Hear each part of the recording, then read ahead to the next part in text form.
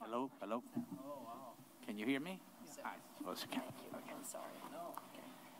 Okay. Hello, good afternoon to you all. I'm going to be your moderator today. My name is Alejandro Jara. I'm Chilean. I'm a lawyer. I've worked in government, WTO, and in private practice, but always on trade. That's my passion. The bad thing is that there was Robert McDougall was supposed to be your moderator today. You've been downgraded. You're having me. But the good news is that a moderator cannot express my own opinions. I'll just moderate the debate. So you benefit from that. This session is in line with constructing better agreements for sustainable development.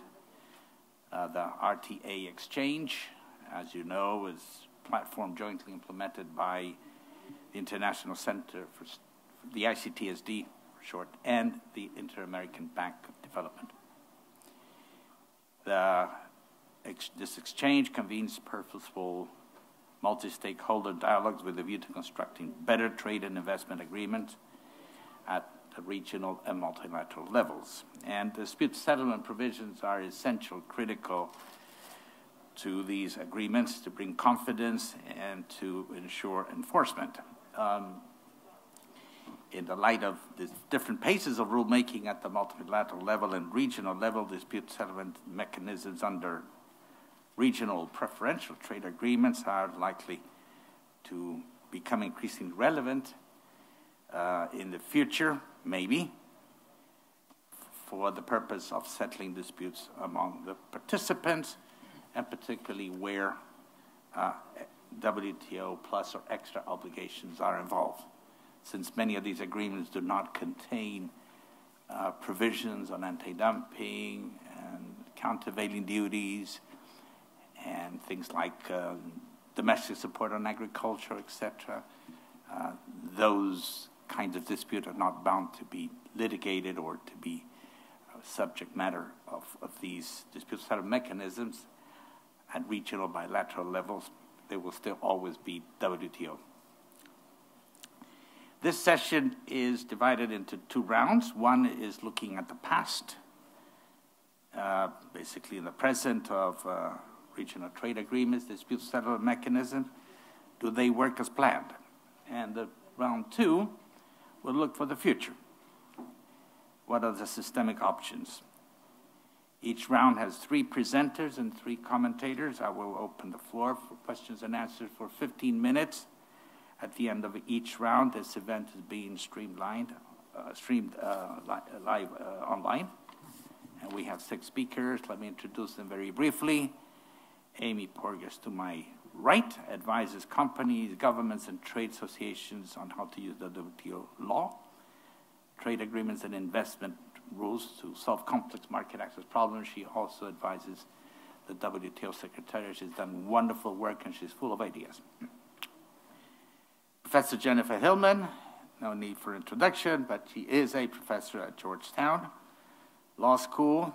She has been a distinguished member of the WTO appellate body, among many other responsibilities she has held. Dr. Geraldo Vidigal is assistant professor at the University of Amsterdam, where he lectures international trade law and public international law. He also worked as a senior dispute settlement lawyer at the WTO for some time. Lost my notes here. Professor Henry Gao is associate professor of law at Singapore Management University. He will discuss the modes of RTA's dispute settlement mechanism, main features, utilization, and factors affecting the level of utilization. In the second round, he will cover policy options as well. Professor Joost is professor at both the Graduate Institute in Geneva, professor of international law. He also teaches at Georgetown, at the Georgetown Law Center. He will share lessons learned from Costa Rica versus Salvador CAFTA trade dispute and the U.S. Guatemala CAFTA labor case in the first round and make comments in the second round. Professor Michel Ratton Sanchez Badin, a professor at Law School of Getulio Vargas Foundation in Sao Paulo, and she will discuss country experience in RTA, dispute settlement mechanism designs for handling trade investment in the first round and make comments in the second round. So each presenter will have 5 minutes, and I will start with Henry, to be followed by Joost, and last, certainly but not least, Michel. Thank you, Alejandro. It's my pleasure to be here. I want to thank the ICTSD for hosting this event and inviting me. For the first part, I will be talking about the past and present of RTA dispute settlement mechanisms, looking at the main models, the main features, comparison with the WTO, and also why they have not been used frequently. Now, we can divide the RTA dispute settlement mechanisms mainly into 2 models. The first one is a political or diplomatic model, which basically emphasizes on bilateral consultation without the involvement of a third party, which does not emphasize on legal rights or legal procedures, and instead leaves things mainly to negotiation by the parties involved. Then the other model is the legal or juridical model, and this one is very much like the WTO model, which is basically a third-party arbitration mechanism and emphasizes on legal rights and makes binding legal decisions. So if you look at the evolution of the RTA-DSM so far, basically before 1995, before the WTO came into being, most of the RTs adopt the political DSM. They were, according to a WTO Secretariat study a few years ago, basically they account for 28 of the 43 RTs with a dispute mechanism. And after 1995, you see that the legal model become more and more popular, and we will see that nowadays most of the RTs adopt a legal model, so they account for basically about 2/3 of the existing RTAs. So this chart shows you the groups. Again, this is from the WTO study. As you can see, interestingly, you can see that from 1995, the juridical model has picked up. And then in around 2005, that is 10 years after the WTO came into being, there are more RTAs adopting the juridical model compared to the political model. So the main features of these RTs, they largely follow the WTO dispute settlement mechanism with the following differences. First, they typically have no exclusivity in jurisdiction, unlike the WTO, which says basically the WTO should be the exclusive jurisdiction. Instead, they typically say that, well, you can choose the WTO or you can choose the RTA. And also, unlike the WTO, which prohibit members of disputing parties from serving as panelists, most RTAs instead prefer to have the nationals as panelists. And also, unlike the WTO, which provide a mechanism for third-party participation, most RTAs do not allow third-party participation. They also come with a much shorter time frame, typically 1 to 20 days, which is much shorter than the time period under the WTO. Also, many of these RTA-DSMs do not have appellate mechanism. There's only one level of a court, that is a panel level, with 3 notable exceptions, that is Mercosur, ASEAN, and the South African Development Community. And also, many RTA-DSMs do not have provisions on implementation. There are about half of the RTs actually do not have provisions on implementations at all. So you sometimes wonder, even if, let's say, a party loses a case, how are they going to implement it? Most RTs also do not have a secretariat, and also the costs are shared by the parties to the dispute. Now, if you look at the actual practice of the RTA disputes, you can see that in practice, they are rarely used, with the only exception of the European and American FTAs, including the NAFTA and also the Mercosur and Andean FTAs. And also, for most RTAs where the DSM have actually been used, these tend to be the plurilateral RTAs, that is involving more than 2 parties instead of bilateral RTAs. Also, many RTA parties actually choose sometimes to go to the WTO for their disputes instead. For example, if you look at the WTO disputes, you can see that 20% of the WTO disputes, on average, actually involve RTA parties.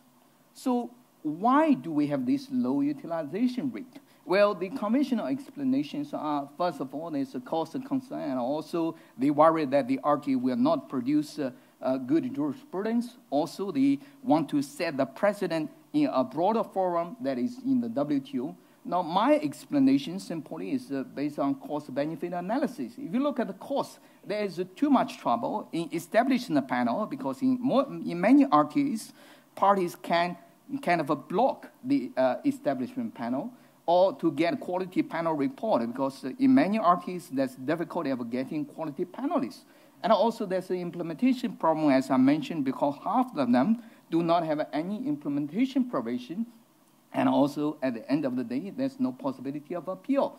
And the benefits are too few. Whatever result that you get in an RTA dispute settlement mechanism, the reach of the jurisprudence is only going to be limited to the parties of the FTA rather than to all 164 members of the WTO together. So that concludes my presentation. Thank you. Impressive. 4 minutes, 54 seconds. Very good. Thank you very much. Joost, your turn. Okay. So thank you, Alejandro, and good afternoon, everyone. I have to really speak closely to the mic.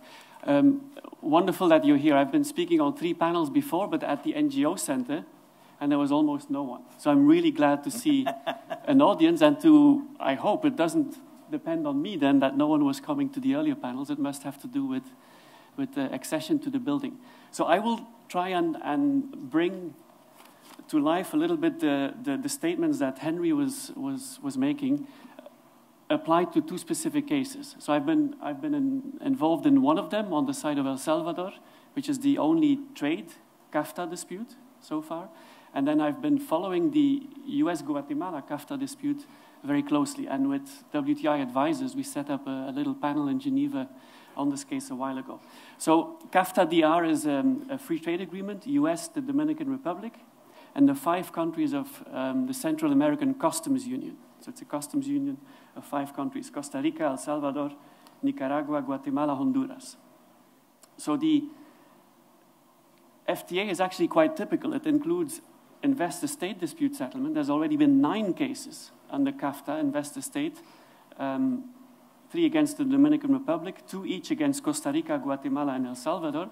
So the FTA is really being used on that side. 1 trade case, as I said, Costa Rica, El Salvador, and 1 dispute under the labor chapter, US-Guatemala. Now, what was the Costa Rica case about? So the one I worked on, and we lost it badly, but very interesting and actually quite telling as to how these FTAs operate.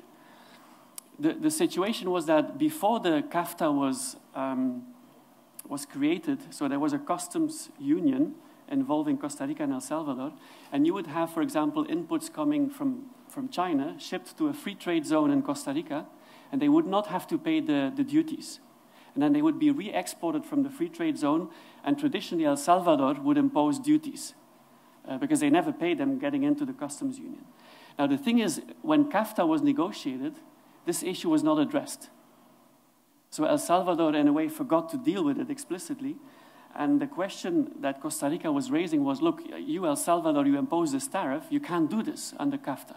And El Salvador was saying, no, we have a right to do it because the input never paid the duty rate coming into the customs union in the first place. So a whole story about the tariff commitments. Are they only between the customs union and the US and the Dominican Republic? Or do they also affect the tariff bindings within the customs union? So and that panel found that they also affect the tariff bindings within the customs union, and that CAFTA prevails over the Central American Customs Union. So a very interesting, quite complicated tariff case. But as Henry was saying, having worked on that case, and actually it's a completely different story when you're involved trying to help a country go through the process. But I was just stunned how different it is from the WTO. I mean, you mentioned the timeline. It's impossible almost. You get the file, you have 28 days to respond, 21 days for rebuttals. There's only one hearing.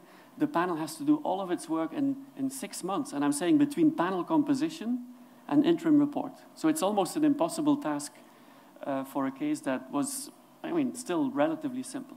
You don't have a secretariat. So it was El Salvador as the defending state that had to set up the representative office. So they had to organize the hearing, they had to fund everything. There was no legal support for the panel to do its work. The documents are supposed to be public, but it took a while for them to become public because El Salvador didn't have the resources to put this up.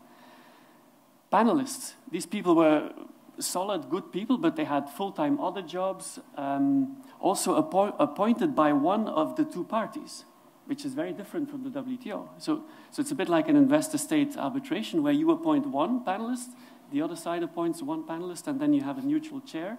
Very, very different from a WTO panel, which is neutrally appointed. It also led to more dissents if you have that kind of system. No appellate body, so that you get the ruling, and that's it. There's all kinds of factual mistakes in there. I thought I disagreed with a lot of the legal rulings, but you can't do anything. You can't appeal. There's no jurisprudence. The panel had to, honestly, they did their best. They had to reinvent the wheel on all the procedural issues from zero, because there was no jurisprudence. And then, as you mentioned, the costs are not paid by some CAFTA secretariat. The parties have to pay everything out of pocket. Now, a few words on the other case, the labor case, which is even more... 5 minutes. Yeah. How much? I'll let you have 1 more minute. 1 more minute. Okay, good. No, I thought you were giving me 5 minutes. No. Okay. Guatemala case. Big stumbling block was evidence. So this is a completely different animal, right? So the US had to show that Guatemala failed to effectively enforce its own labor laws. How on earth are you going to show this? So the US had some confidential evidence. They didn't want to disclose the names of the workers, the companies. Guatemala wanted to have the names so that they could actually respond, saying, well, we are fighting a ghost. How can we deal with this? Evidence was a huge issue. So if anything, there need to be procedures on how to deal with confidential evidence in these type of labor cases. The other thing I would mention, and it's really big, and I think it's the same for all agreements, panel compensation. You know how much a panelist doing a CAFTA labor dispute earns per hour? $65 US. Sorry, $75 US. And there's a maximum cap per case of $19,000. So these people worked for thousands of hours, and they were paid for only 250 hours, even at a low rate of $75 per hour. So a huge problem in terms of compensation. The same day the Guatemala case came out, there was a big investment case, Besa Power versus Canada. There the arbitrator, one arbitrator got $500,000 US. I mean, honestly, this is no longer serious. How can you expect, it's the same agreement almost, you pay them a completely different rate. Last point, and that was the core substantive issue, and I think we can debate that later. As you know, the US lost the case against Guatemala because they were not able to show that the labor violations that they were able to prove affect trade, which I think is kind of questionable, but that requirement was given teeth by that particular panel, and the case was lost based on the lack of evidence showing that, well, when you fire unionists, does that affect the price of your product? And does that give you a comparative advantage? You have to provide evidence to that effect, which the US failed to do, so they lost the case. I'll stop here. Thank you very much, Joost. Very interesting. Michelle. Thank you, Alejandro. Thanks, you guys. To speak closely into the... Okay, thanks. Thanks for ICTSD for organizing so stimulating panels and for an invitation for Joost and Jen for organizing the logistics here in this panel. I'm glad to follow Pauwelyn about these examples, and I'll talk more focus on the example where trade and investment cross in the same dispute settlement mechanism. That is the case of the recent signing protocol of cooperation, facilitation and cooperation investment agreement between the state parties of Mercosur. This is the case that Brazil has resisted for a long time for signing the BITs, especially because of the ISDS, Investor State Dispute Settlement Mechanism. And then from 2015 then, Brazil has signed 8 new agreements proposing a type of agreement with a new dispute settlement or state-state arbitration. And then in the case of the Mercosur, what Brazil made with the other parties was to elect the regional dispute settlement mechanism. So if in the 90s, the Mercosur parties had elected an ISDS traditional system for the BITs, now the protocol is electing the same system that considers an ad hoc tribunal following the regional integration process. The committees, the executive committees, then goes to a ad hoc tribunal, and then it has the possibility to reach the permanent tribunal on arbitration of Mercosur.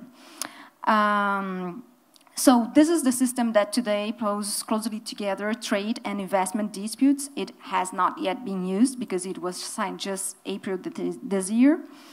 But then it is, if we compare today of what is going on in other regional trade agreements, in fact, the Mercosur system approaches better to what we have, especially for the CETA agreement signed between the EU and Canada, providing for a mechanism of revision and for private parties to be following the process, but not claiming the state should do that in the Mercosur level. So my idea here is that if we're not learning from the process of comparing different dispute settlement systems, because what we have today for the Mercosur system is a process that was not created in the 90s. It was a system that was developed provoked by the WTO system in the 2000s when they had to have this fork on the road, an alternative of opting for Mercosur or opting for WTO.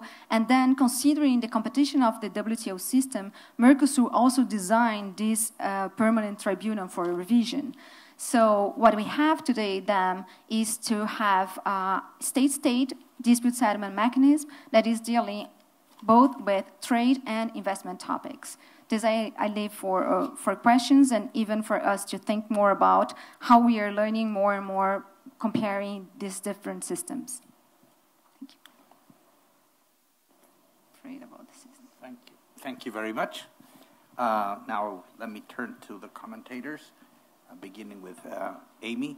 Can I have the clicker? Yeah, but first I'd just like to point out, just for the sake of information, that at least in my experience, there has been some disputes under bilateral agreements between Chile and Bolivia, and Chile and Colombia.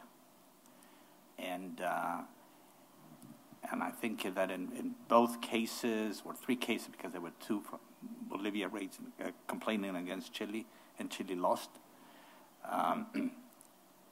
Both parties went to the Secretariat of the Latin American Integration Association based in Montevideo and asked the Secretariat to do something useful for once in their life and to serve as provide logistical support instead of Secretariat, which points to the obvious need that these procedures need something, an anchor, need a Secretariat, need, etc., something there. So with that, Amy, your turn. 3 minutes. This is the wrong. So I speak into this. Yeah. And how does this work? You need to go to a different. Oh, this one. Okay. Okay. Okay. Then what? Okay. Okay. So this is the elephant in the room. Unfortunately, there's a room full of old white men. But this is the elephant of the room, which is like you have these nice free trade agreements, but who's using them? But we do have, in fact, a picture that there are not that many formal panel decisions, except in Mercosur, where it's been very active, that are widely known. We have elaborate dispute settlement rules in ASEAN, even an appellate body. It was a wonderful technical cooperation project, perhaps for professors, but nobody uses them, even though, by anecdote, there are a lot of countries in ASEAN that are not really delivering on the ASEAN Free Trade Agreement. And I noticed that Mercosur partners didn't use the Mercosur against the Argentine licensing regime, which was a huge problem. So, in fact, people are going to the WTO, although I might have 19% instead of 20, sorry.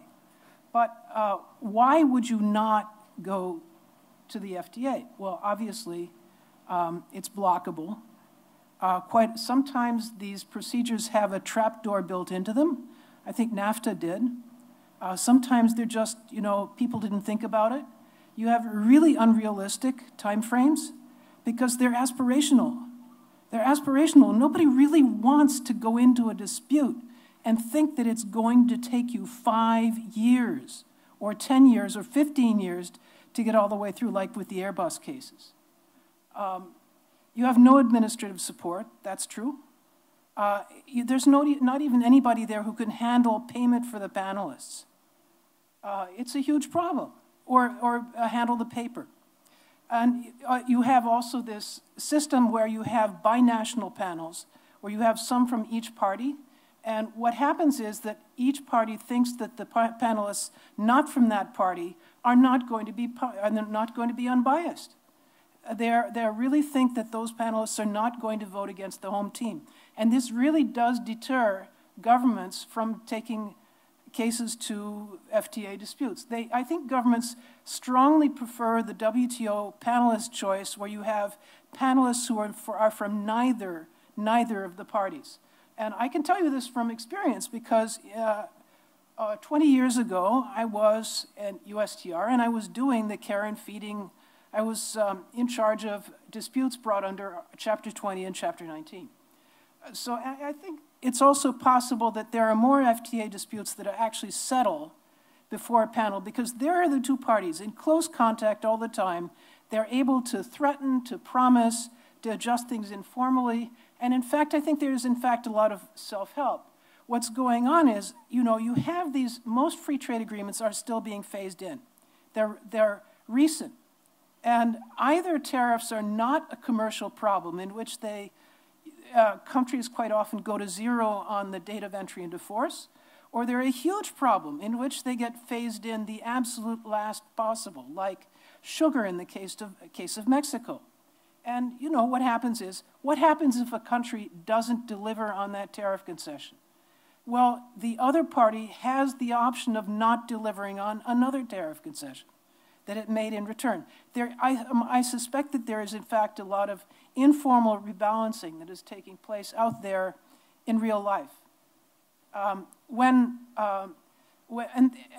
also, for instance, in the Argentine licensing case, when Argentina applied licensing against Brazilian cars, auto exports to Argentina, Fiesp in the Brazilian corporate Brazil got very irritated at that, got the Brazilian government to apply import licensing on auto imports from Argentina, and suddenly the two governments came to the table and they reached an accommodation. So, last thing, what is the retaliation power? We have a system in which ultimately compulsion, the motivation to make people comply is based on the possibility that there would be retaliation. Retaliation, in the context of a free trade agreement, means the gap between zero, or whatever the free trade agreement tariff rate is, and the MFN rate. If the MFN rate is already very low, you have a very low margin of preference and not much retaliation power. Conversely, the really powerful and most persuasive, the really powerful things are generally the agricultural cases. So, have I just gone backward? Yes. There. Again, so I also wonder, okay, I'll be quick. I also think we may be ignoring the panel decision. There are more panel decisions out there than people think. There are panel decisions in Africa. There are panel decisions in Latin America that are just not in English, and they're not conveniently available on the internet and in some central central website. So we don't know what the underlying N is. What are the disputes? When does a disagreement become a formal dispute? We don't know that. In some ways, it's not knowable. We can't tell how many disagreements actually get taken to the FTA. So let me close by saying, even if it's not used, the elephant is there in the room. It affects outcomes, even if it isn't used. And it's very important that it exists, even if it's not used. Thank you very much. One lesson is that perhaps the rest of the world should learn Spanish. Yes. Jennifer. Thank you very much. I really appreciate the opportunity to be here. And I've been asked largely to focus my comments on some of the things that Joost has said. But I'll do that by starting with what I think we all need to keep in mind, which is even if it is true that there have been a relatively small number of disputes brought under these various FTA mechanisms in the past, I don't think we should assume that is going to be the case in the future. As more and more of these free trade agreements add disciplines that are not in the WTO, parties have no choice but to take their disputes to the FTA mechanisms. And that is exactly what happened, I think, in both of the cases that Joost was outlining. The disciplines underlying those cases fell only within the CAFTA-DR agreement. So the parties, in essence, had no choice. There was not a way to choose to bring those disputes to the WTO. And in many ways, I think this is very telling about why it is so important that we learn the lessons of what has gone right and what has gone wrong in these various regional trade agreements. I think it's very clear if you look, for example, at the NAFTA, that we got the Chapter 20 process very wrong. Chapter 20 was supposed to be the overall dispute settlement mechanism under the NAFTA that governed everything other than investor-state disputes or anti-dumping or countervailing duties. So every other dispute under the NAFTA was supposed to come under Chapter 20. And if you look at what happened, I think it's very telling in terms of the relationship between the WTO and the free trade agreements. What happened in that case was the United States promised Mexico that it would have access to the United States' sugar market. And fundamentally, the United States denied Mexico that right. So Mexico tried, because it was a NAFTA right, Mexico tried and tried and tried to get a NAFTA panel to hear this dispute. And the United States consistently rejected every single panelist that was proposed until finally Mexico got totally fed up and said enough of this and put anti-dumping duties on high fructose corn syrup imports coming from the United States into Mexico. High fructose corn syrup being another sweetener. So Mexico put on its own anti-dumping measures immediately. The United States turned around and said, oh, well, anti-dumping is also subject to the WTO, so we can bring a challenge in the WTO. So the United States challenged Mexico's high fructose corn syrup duties in the WTO. The first thing that Mexico said to the panel is, the reason we're here is because the United States has denied us access under NAFTA to sugar access into the U.S. market and has denied us the opportunity to get a panel invoked, at which point the WTO says, NAFTA? What NAFTA? We don't acknowledge the existence of an agreement other than the WTO. So again, it is critical that we think about the implications of the relationships and what happens.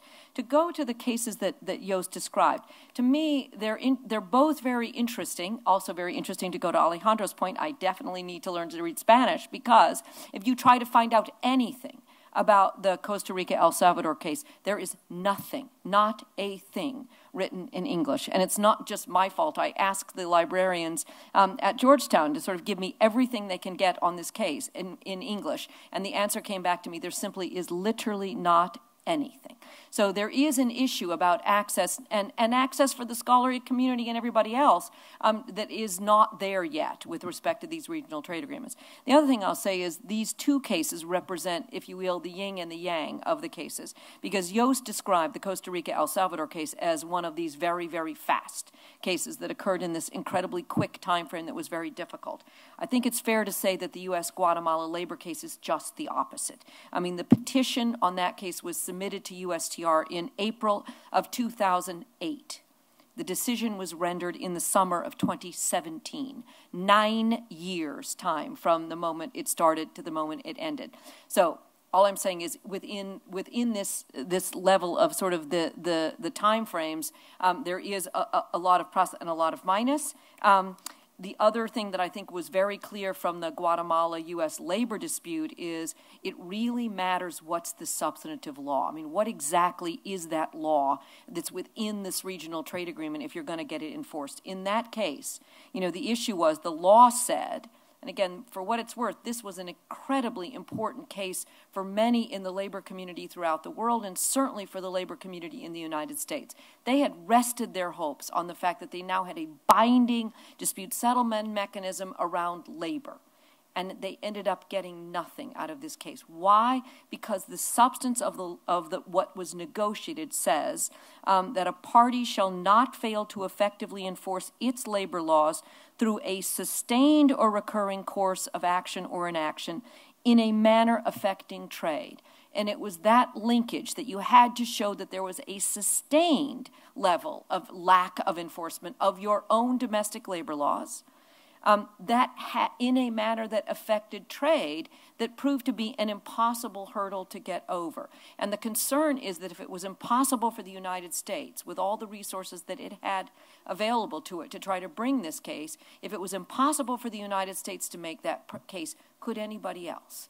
And so do you effectively have an actual enforceable right if you make the burden of proof and the process too expensive, too difficult for everybody, no secretariat, everything that everybody has said? You're making this RTA process very difficult, and when you add to it a substantive law that is very hard in terms of an evidentiary proof, the question is whether you really do have enough of an important binding dispute settlement mechanism in that context. Thank you very much, Jennifer. Thank you very much, Jennifer. The language you quoted and the link reminds me very much of the language used in the labor side agreement of NAFTA. And a Canadian negotiator told me way back then that it was drafted in such a way that it can only be used in very, very, very extreme cases. So there's a purpose there. Anyway, Geraldo, your turn.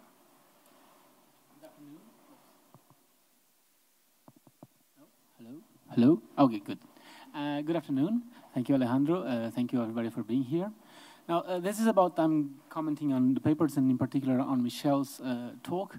And she spoke a bit about Mercosur. And Mercosur suffers, I'm sorry to say, more or less the same problem as NAFTA.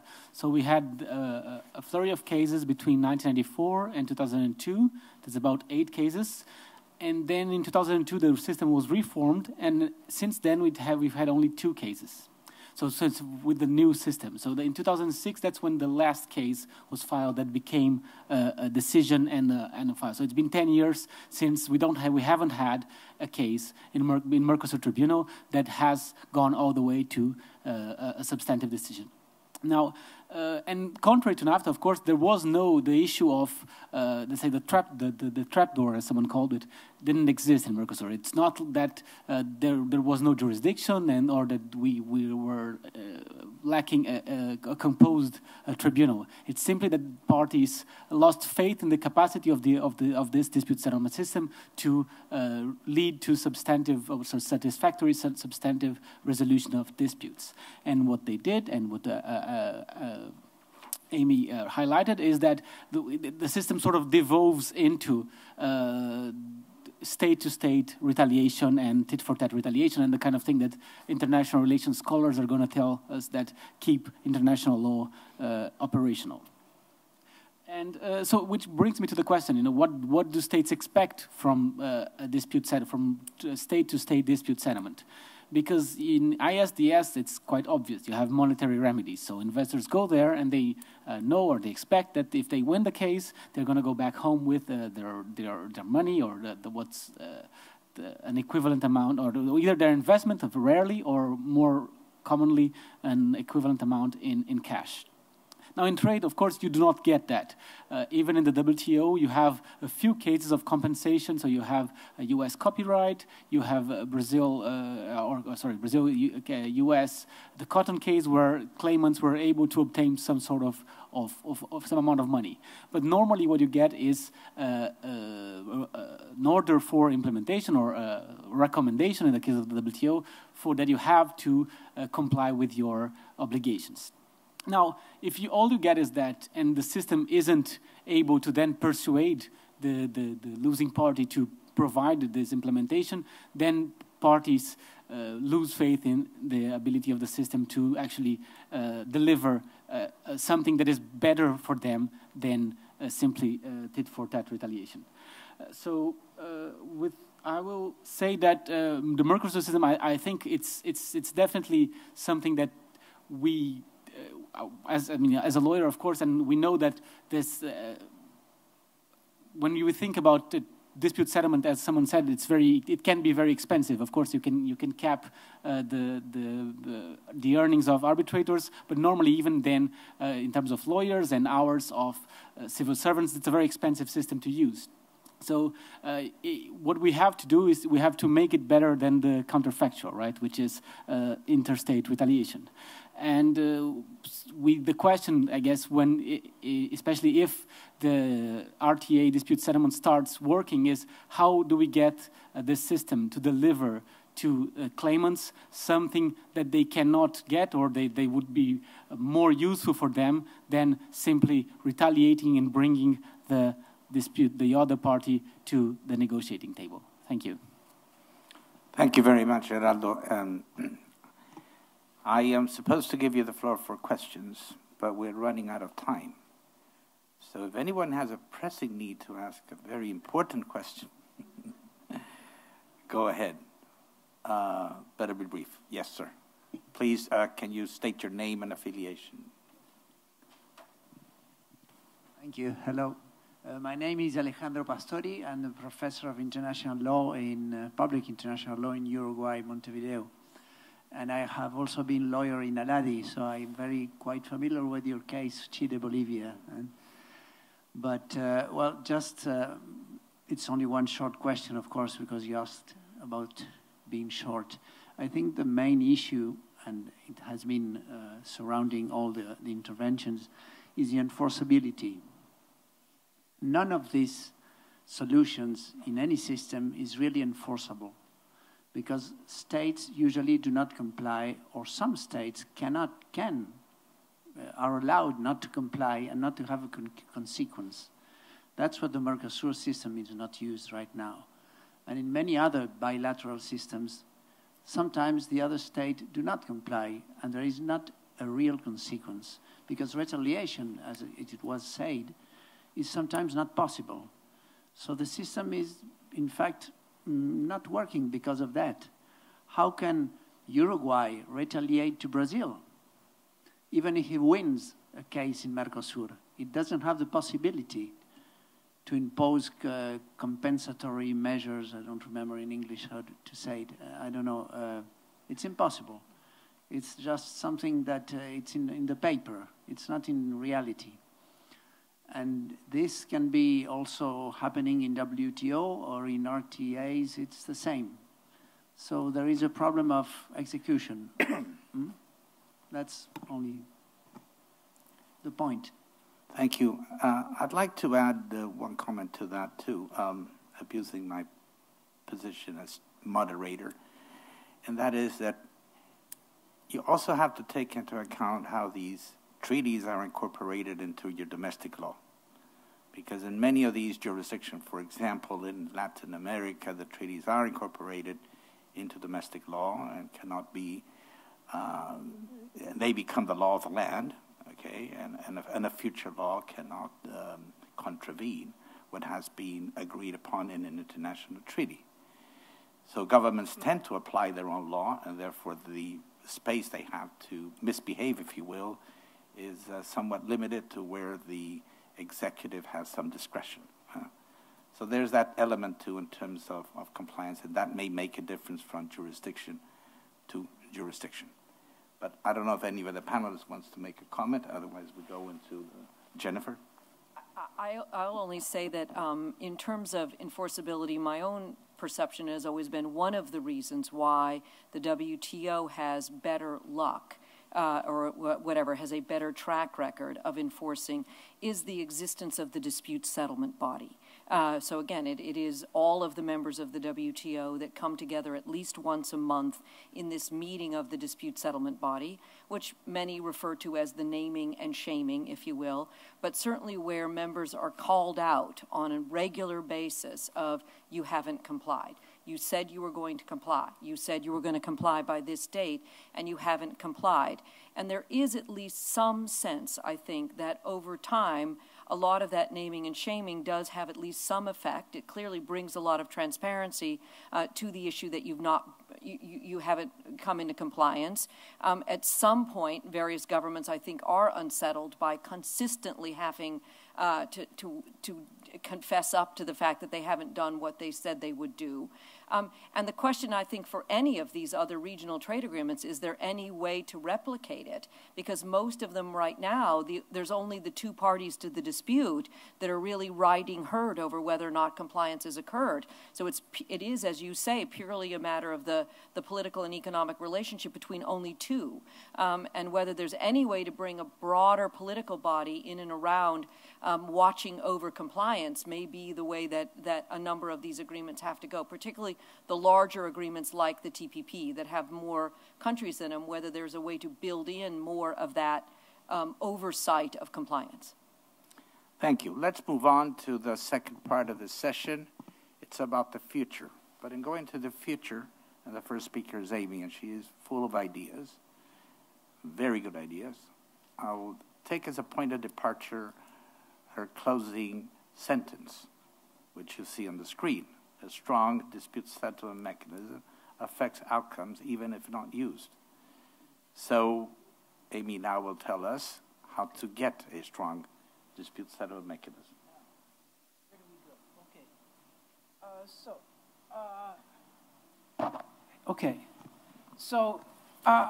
So agreeing with Jennifer, obviously, I think there are factors that will change and are going to drive more use of regional trade agreement dispute settlement. One of them is this thing that I talked about of the margin of preference, where I think the main leverage is for where agriculture tariffs are really high on an MFN basis and go to zero at least for some trade, there's your leverage. Services, where a regional trade agreement has service concessions that don't exist in the WTO, those concessions are like an on-off switch for service businesses, and that provides tremendous, tremendous leverage. So, in fact, for instance, if you think in Mercosur, you know, if with a 35% bound MFN tariff, right, access to the MFN to the Mercosur rate, you know, even if the applied rate in Mercosur is lower, you know, duty-free trade is absolutely key to being able to have a market at all for an Uruguayan exporter exporting to Argentina or Brazil, right? I see you nodding. So there you have, as agreements get implemented, the margin of preference will increase, and of course the last areas will go last. So, and we have now a set of important regional trade agreements that go well beyond the WTO in the services area, state-owned enterprises. These are the things that people are talking about implementing in and certain parties, and it appears to be a little bit early perhaps for some. I include in this also the new TBT and SPS concerns raised by the earlier panel. Freedom of circulation is in there. That's a really interesting provision in Mercosur. So these disputes need regional trade agreements, obviously. And we also need regional trade agreements because the WTO, as we all know, now takes forever to deliver results. How long? 3 years, 4 years, 5 years? Once you get all the way through the appellate body, you know, the panel process, the endless delays for translation, the appellate body, then the compliance period. And the regional trade agreements all have aspirations that you'll have faster dispute. And there are times when parties simply want to achieve a non-MF. They want to achieve a solution between themselves that is not achievable in the WTO, because in the WTO, you will not be able to implement a non-MFN solution, at least in public. Oh no, okay, so. We have, in fact, the dispute settlement provisions we have out there are diverse. You have the diplomacy-only provisions we started with, like in the EU association agreements. You have tribunals out there, the Andean Pact, the Tribunal Andina, and other tribunals around the world, in Africa as well, that were established on the model of the European Community dispute settlement system, which is, of course, the father of it all.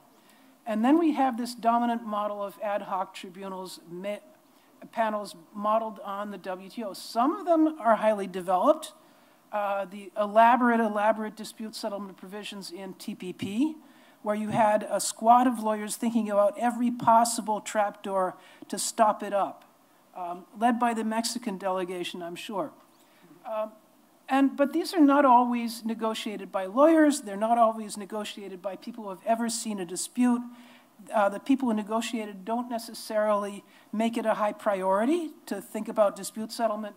And the other thing is some regions really like to keep things vague. Their styles differ. But then, okay, what happens is, a couple of years down the road that one party fails to deliver on an important concession or comes out of compliance, and then it realized it needs the procedures, and then, of course, that is the exact the worst time to fill in the blanks, because the party that is about to have a dispute brought against it is not exactly about to agree to fill in the blanks. So, this is my proposal.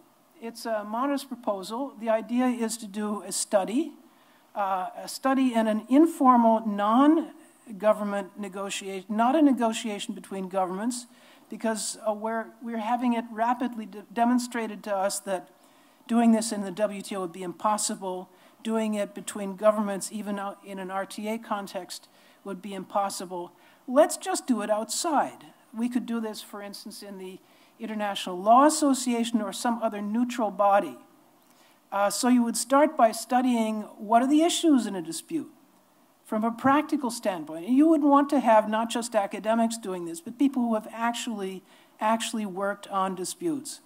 Very important. And who understands how governments think and how governments approach disputes. So think about the range of approaches in the existing regional trade agreements that have these ad hoc panels. You know, I've listed some of the issues on the slide. You look out for past cases where trapdoors appeared, where governments frustrated dispute settlement, or the procedures worked badly. And you could actually fold in some of the ideas in the Rob McDougall's Canadian initiative in the WTO. And I think it's very important to appreciate and respect that not all regional trade agreements chose to follow the WTO model. Some of them have experimented with improvements. Some of them want different outcomes. They want a different process. And you would want to consult also with dispute settlement secretariats. The WTO is not the only outfit out there that is settling disputes. The Permanent Court of Arbitration in The Hague, ICSID, NAFTA secretariats, the Mercosur secretariat, Aladi. Talk to the secretariats and find out what works and what doesn't. So, where were we? So the output of this would be a draft model set of dispute settlement provisions that are neutral, balanced, provide due process, but are oriented towards speed and lower litigation costs. It's insane. It is absolutely insane that government is spending over $1 million on WTO disputes. That is not right. The idea is to have a final set of rules that governments could use or adopt or decide to use instead of having to negotiate the rules in a regional trade agreement or bolt on to existing or new regional trade agreements, like governments now use the UNCITRAL rules. Arbitrators use the IBA rules on taking of evidence. And you wouldn't have one set of rules for everybody. We don't want that. It's not desirable. It's not necessary. You could, if you're familiar with the Kyoto Convention on Customs, it has, for instance, multiple approaches to handling something like a bonded warehouse system. 5 or 6, whatever. But you pick one of them, right? But once you have chosen one of them, there is a clear draft that clearly explains exactly what would be involved in running that bonded warehouse in a way that's unambiguous, and because we all know that ambiguity in agreements leads to endless unhappiness later. So basically, let governments choose. That's the idea. Give them an option. That's all. Thank you very much for a very thoughtful presentation of your views of what can be done in the future. Geraldo, your turn. Thank you again, Alejandro. So this is a very interesting talk. And I'm going to zoom in on the dispute settlement provisions in the so-called mega regionals, right? And the 2 mega regionals that are either provisionally enforced or now we can expect to be enforced. So that's the CETA and the TPP. And I'm going to use this these agreements as a blueprint to see, what kind to think of, what kind of, this is the idea of thinking about the future. So what kind of instruments or legal designs we could have for sustainability provisions in order, or even other WTO extra provisions in RTAs for the future. And we can think of 4 levels of enforceability. Right. So for the first level is none. So you have no affirmative enforceable commitments. Second is that you have affirmative commitments, so you have positive sustainability commitments, but no enforceability in the way we're used to think of it in terms of dispute settlement. The third level is that you have some judicially enforceable or provisions that are on sustainability that are enforceable through the dispute settlement system. And the fourth level concern is when you go beyond interstate dispute settlement as we are used to seeing in trade agreements. Now, talking about the 4 levels. So the first one, you can see essentially most of them in CETA and TPP. So you have no affirmative enforcement commitment. So if you look at, you can still have sustainability provisions in the form of exceptions and carve-outs designed to allow states to use their domestic regulations for sustainability purposes, for labor protection purposes. So you can have provisions. If you look at the CETA joint declaration, for example, it's essentially that. It's saying, well, this agreement will not prevent countries from regulating their labor market, providing sustainability. So the idea is that you prevent the system from operating to hinder the adoption of sustainability policies. And that's maybe important. For example, if we look at what's happening with the Energy Charter Treaty and all the subsidies that have been given to the solar industry in Europe, and now the investors are complaining about the withdrawal of these subsidies. Essentially, the joint declaration says, well, if you can regulate, you can phase in and phase out regulations for sustainability without having to fear consequences under the system.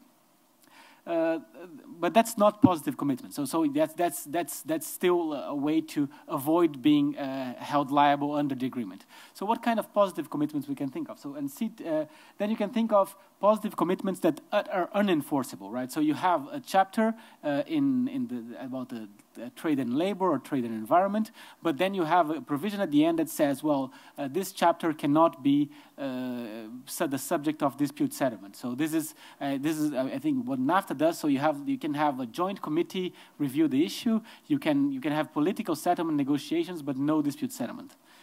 Then you have, let's say, the two models of enforceability, and that's what the CETA and the TPP use. So CETA uses an enforceable but panel, an enforceable system. So it has two chapters, trade and labor and trade and environment, where you can start a panel about the sustainability or on the sustainability chapters, compliance with labor rules, and including labor rules that come from the ILO and environmental rules, including environmental rules that come from other bits of international law. But this panel stops at the panel stage. So you have a binding decision, but that cannot be enforced through retaliation.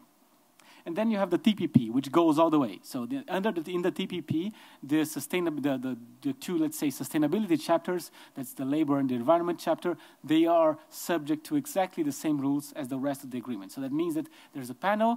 If the panel report is not complied with, then you are allowed to adopt a trade retaliation. And the fourth level is, let's say, go to beyond interstate dispute settlement. So we can think of various levels within this fourth level as well. So you can think of who can speak before the panel, who can the panel consult? Because if you look at who the panel can consult, even contrary to, for example, WTO panels, which are allowed to consult all kinds of organizations, and they regularly consult other organizations when they have to deal with SPS issues. For example, they go to, that's even in the agreements, they go to the Codex Alimentarius, they go to specialized international organizations. Then you can have the possibility of amicus curiae, because in which NGOs and other civil society organizations, academics even, can come to the panel and say, hey, please panel, take a look at this, take this into account. And I've heard, for example, about the Guatemala labor dispute, that one of the issues was that the US didn't want to accuse Guatemala of systematically undermining they didn't want to create a problem for Guatemala politically, because one of the issues was that there has been murders of trade unionists that hadn't been investigated. But maybe if you had a civil society organization or the trade unions, they could raise this issue without this becoming politically explosive. And then, of course, then you have the final level, which is that you have a system that creates individual rights of petition. So the trade unions or the environmental NGOs could come directly to the dispute settlement system and request themselves a panel. This is what happens, for example, in human rights law. If you look at the Inter-American Court of Human Rights, they hear petitions from NGOs. Now, this is, of course, as you increase the level of enforcement, you get countries less and less inclined to adopt this because they like to keep their own space for both negotiating with each other and analyzing and adopting their own policies. And so, just to finalize, I think, in principle, what is politically feasible is that the idea that the panel, the title also talks about whether we could multilateralize these issues, is that possibly the level that is the easiest to multilateralize would be the CETA level. So you have a panel, but the panel report wouldn't be enforceable through trade retaliation. My understanding, as Jennifer was saying, that the naming and shaming, even in the WTO, works quite well and in many ways better than retaliation. If you think of the cases that went all the way to retaliation, they rarely end with simple compliance. So you have hormones where the EU hasn't complied for 12 years now. Oh, yes, sorry. Then you have cotton, where Brazil was able to obtain some cash. So retaliation rarely brings about what you want to bring about when you bring a sustainability case, which is compliance. So I would favor that option number 3A. Thank you. Thank you very much. Henry? Thank you. Thank you. Thank you, Alejandro. Now, I feel really sorry for the non-lawyers in the room. We've been so excited talking about the technicalities of the RT dispute settlement mechanism. The non-lawyers must feel terribly bored, okay? So to wake you up, I'm going to give you a radical and interesting proposal. The proposal is to use the WTO dispute settlement system as the tribunal of choice for all RT disputes. Now, let me elaborate on the reason first. First of all, it's going to be good for RT parties because we no longer have to face problems such as establishing a panel where one party could block, getting a quality decision, and even enforcing the rulings as the gentleman raised earlier. Second, it's also good for the third parties because the third parties now no longer have to be kept in the dark about RT disputes that could potentially harm their interests. It's good for the WTO as well because this could ensure the consistency of the trade law jurisprudence that come out from all kinds of different RTAs, and this could also ensure the continued relevancy of the WTO in the long run. So the main elements of my proposal are as follows. First of all, we need a model clause in all RTs which designate the WTO DSM as the tribunal of choice instead of creating their own garden variety RT dispute settlement mechanism.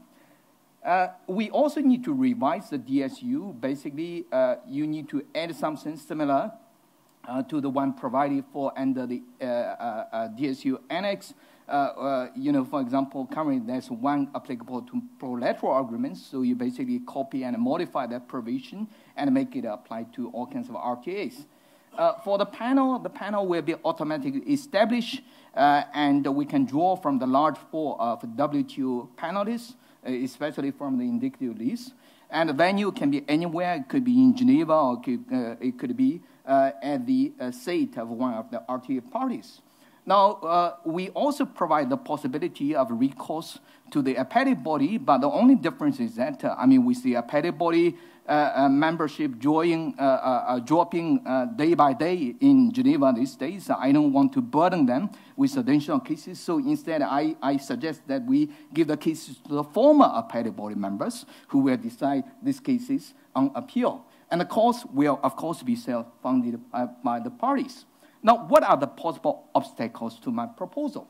First of all, there's the legal obstacle, that is, the DSU only applies to covered agreements. Well, this, I think, would be easier solved because we can always add or modify the DSU and say all these RTAs are part of the covered agreements. Now, the political obstacles would be the biggest obstacles. We see that there will be lack of willingness to enforce RTA obligations by many developing countries. That's probably why they didn't include a binding dispute settlement mechanism in the RTAs in the first place, and even increasingly by the big countries such as US and China. But all this might change in the view of the US turn to unilateralism. If the US really, isolate itself, then I think countries around the world will realize that it is in their collective interest to stand together and to strengthen the WTO by putting all RTA disputes through the WTO rather than being subject to bilateral pressures from the US. Now, there could also be competition from EU and Latin American tribunals, but as I said earlier, if they want to stand against US, this is the opportunity. So how do we move forward? I suggest that we choose the path of least resistance by choosing carefully the type of FTAs to go with. We should start with maybe the EU and other like-minded countries such as Canada, Korea, and other countries, maybe many Asian countries in the Asian FTAs. And also we should try to get a critical mass among the most frequent users of the DSM. This would be the European and Latin American countries. Now, initially, the disputes would be limited to RTA members, but as I mentioned earlier, the other WTO member could join as sub-parties if all RTA members agree to their involvement. Now, this mechanism should start with traditional issues first. I think it would be a good idea to have some parties bring some test cases to test the mechanism, and then to further fine-tune the mechanism. And then gradually we can expand them to cover the new issues such as investment, such as SOEs, such as e-commerce, and so on. Now, the proceedings to start with will be confidential unless all parties agree to open that up, but the panel reports should be made public so that they can form part of a growing jurisprudence on WTO law. So actually this proposal is based on a paper that I wrote 9 years ago, and I'm glad that now it finally started to pick some speed. And you can just scan this QR code, and it will bring you to the page where you can download this paper. Thank you very much. Thank you very much. So we have ideas here, good ideas, proposals to think about and to react to them. And I will call Joost to begin to his comments. Okay, so for once it seems I'm the only European on a panel, which is not often the case. So let me spend my one comment on defending the EU approach to trade and sustainability and their FTAs, because I think, and it may be not on purpose, but my sense is that on this panel people seem to imply that we need stronger, harder dispute settlement in these FTAs, also for trade and sustainability chapters. Geraldo, I think, made a caveat on this. My sense is, and that's how the EU does it, my sense is that it's not always a good idea to go for hard trade sanctions-based dispute settlement if you want to push a country to implement better labor provisions or to implement better environmental standards. So I was actually surprised when the US Guatemala case came out to hear the US trade unions say, okay, we want even harder dispute settlement on trade and labor. When the case came out in the EU, people were saying, look, this is evidence that our model is much better. As Jennifer was saying, the US spent 9 years on this case. I mean, granted, this was delayed by agreement of both parties.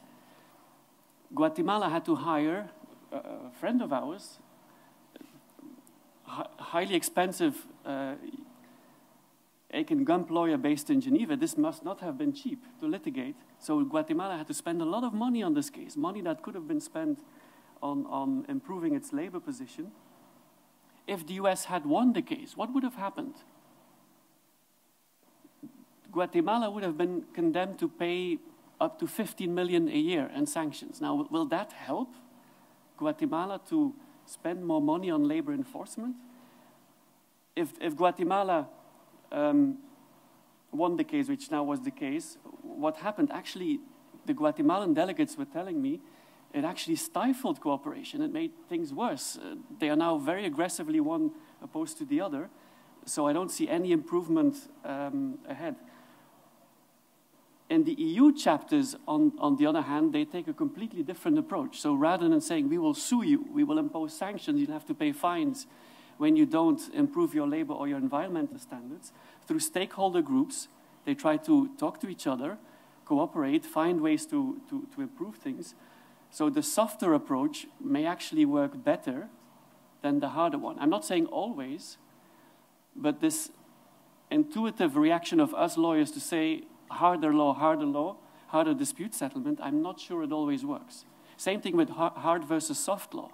I think a lot of soft law is actually harder than a lot of hard law, has more consequences, has a deeper impact. So I would caution a little bit against us setting up these really very strong dispute settlement mechanisms, especially to deal with these sustainability issues, labor and environment. Because these countries, in my experience, I don't think they violate their labor environmental commitments on purpose. Quite often it's because of a lack of resources, it's because of a lack of capacity. So imposing fines on them or trade sanctions, in a way, can only make things worse. So we need to, I'm not saying the EU model is perfect, but it's a different approach worth looking at. Thank you very much, Joost. Michelle? Here.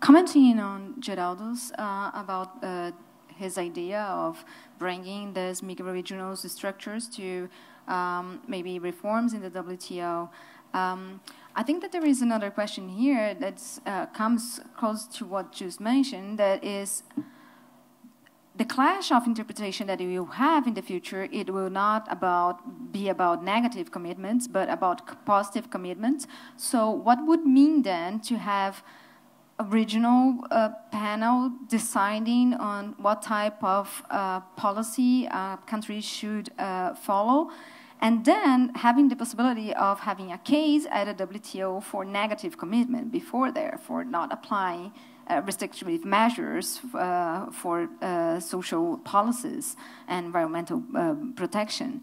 So what would then be? How can we combine that? And this is completely different of what we used to have in the past. And I think that this also brings us other topics that is enlighten us what are the real situations behind those claims. Because some of the claims that we have, they are really dealing on trade, but some others, especially the regional ones that go to the WTO, maybe it's not only because of the institutional structure that they have at the regional level, but because of the topic that is it worth more to have the United States as a third party because he's the greatest importer and can be damaged because of that measure. And the second point is some of the cases, especially Mercosur, they also cross with investment measures. We are not only talking about trade, we are talking about investment plans in our regions.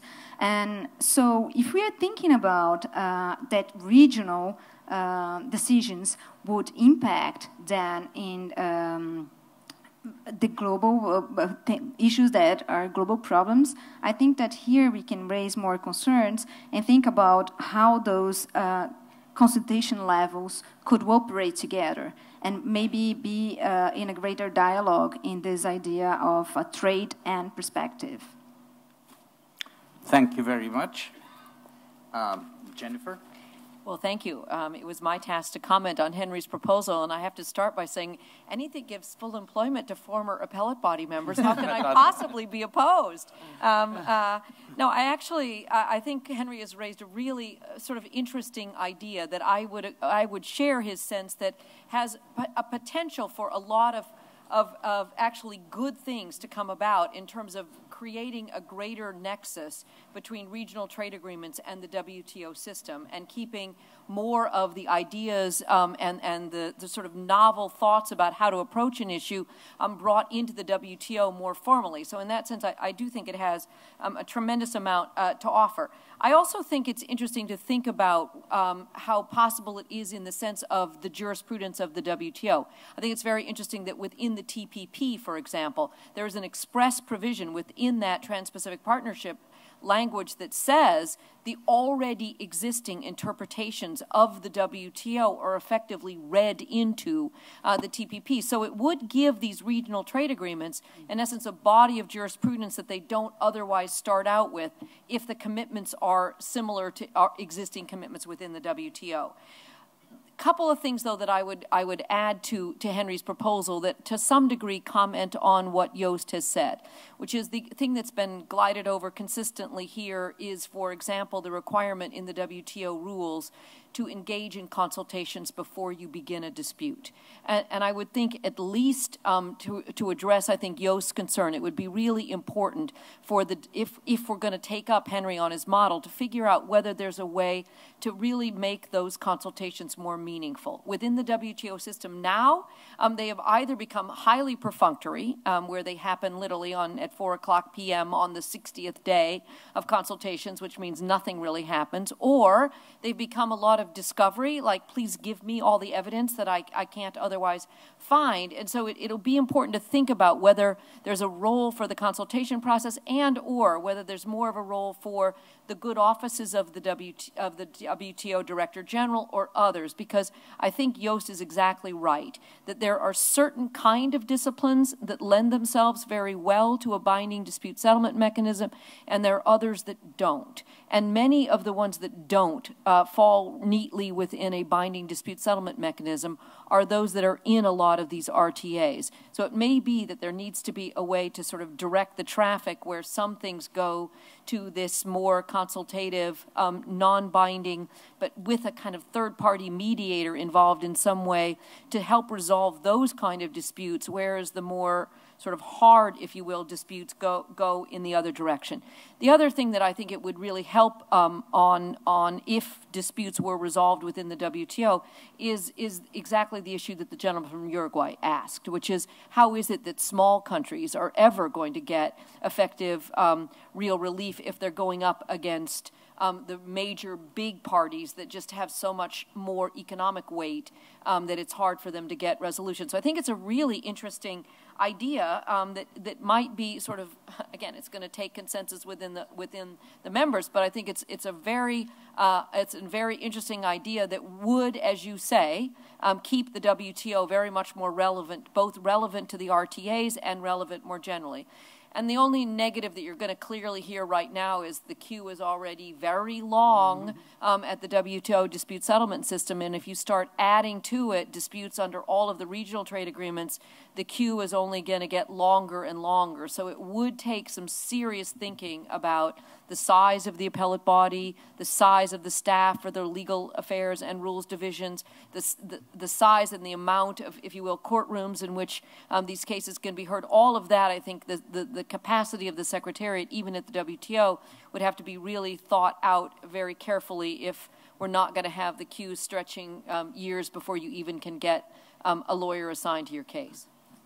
Thank you very much, Jennifer. We have 5 minutes. So I'll take 1 or 2 questions from the floor, and I know that Amy wants to have a pressing comment here. So, Pablo?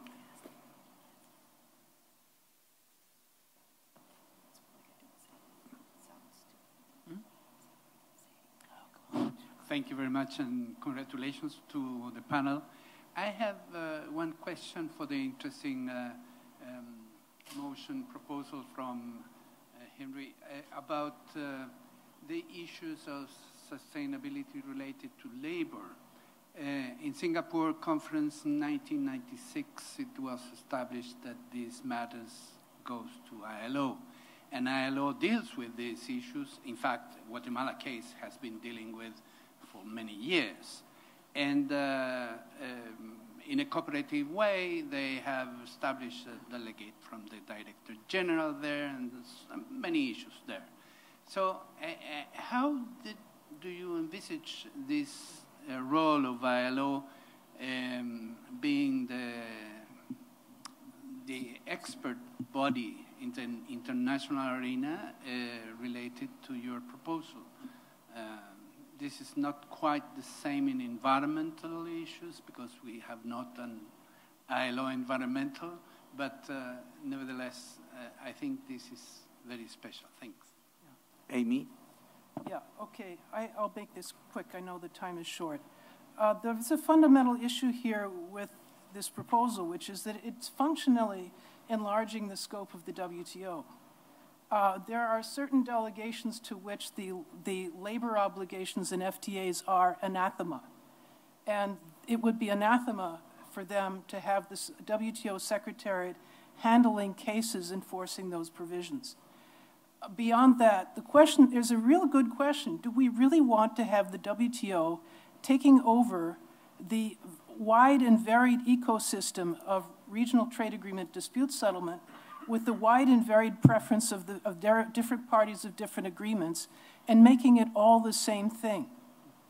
You're going to make it a monoculture. Do we really want the appellate body to be in charge of all of this as well? Beyond the issue of the queue, okay, how do you hire enough lawyers? Do you charge a fee? You would probably need to charge a membership fee plus per panel fee. Could you have a panel, give the panel the ability to assess, make the loser pay the fees? There are lots of good questions. Do you want to enlarge the mandate of the ACWL, and also, why go to the WTO? Why not the PCA? Why not other dispute settlement institutions? There are a lot of them out there. This is not rocket science. If they're just handling dispute settlement procedures, there are many arbitral institutions that do a very good job, and they're much less clogged up than the WTO. Last speaker, Henry. Okay. Thank you. These are excellent questions. First, to the gentleman's question regarding labor, I suggest that we would add a provision on duty of the panel to consult institutions like ILO in issues dealing with labor to take it into account. But the problem with the labor provision, as has been alluded to earlier, is that many of these FTAs, when they talk about, even if they talk about binding labor obligations, they couch this in the language of a sustained and recurring failure of implementing their obligation, which is very hard to come by. Now, back to Amy, the first problem you identified is the secretariat. For this, I would suggest that we create a shadow secretariat that is maybe composed of ACWL and maybe some academics and maybe even some lawyers who are willing to contribute. Now, as to your last question, why do we do this in the WTO instead of the other organizations? The answer to that is because the WTO is now in a crisis. We want to keep the WTO relevant, and also the WTO already have the built-up jurisprudence, so it would be a terrible waste if we ask another institution to try to reinvent the wheel. Thank you. Thank you very much. I have to bring this to a close, most unfortunately. We can revisit these ideas sometime in the future. In the meantime, those that have put forward proposals and ideas, I suggest they should correspond with one another to see if there is a meeting of the minds, if you will. And, of course, interested people should also try to contribute to this, and I hope that the RTA exchange will provide just the right platform to continue to make progress. So now I invite you to give a warm round of applause to Costa. And thank you very much for your attention.